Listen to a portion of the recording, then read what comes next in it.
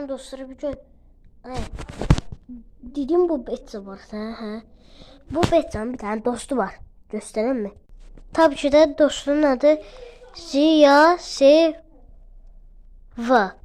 Ziya Seva.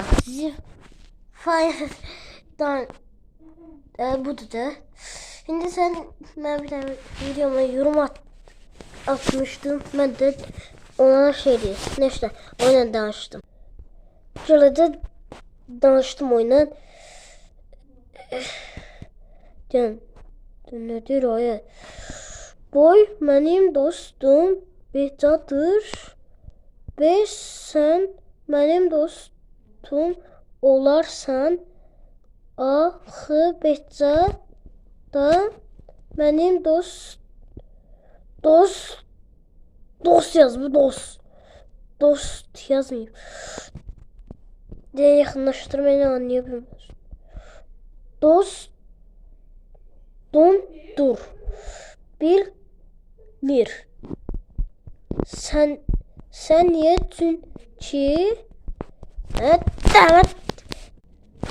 Buradan ben de yeni Beta'yım. Tövbe. Beta'yım ama benim yeni telefonum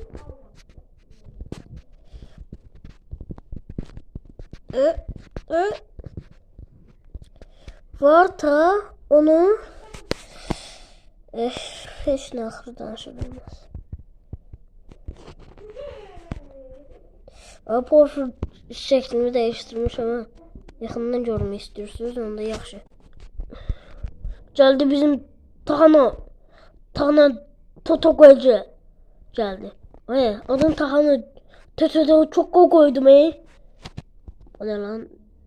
Boynuzu koydum Bakışa bakayım, onu bakışa korktum Yakından bakayım. Dalanda tutam. Elini de tutam. Dedim. Kaşı da bu diye. Kaşı da bak böyle şey. Selam aleyküm. Video parça.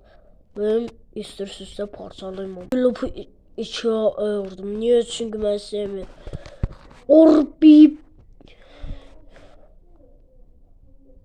Bu hansı ölçüleri bilinmir. 5 tane Türk olduğunu hardan bilesin ki bu cırızı çalı beyinsiz. Dana salan götün biri götün biri oğlu. Ana salan valla can oğlun göt.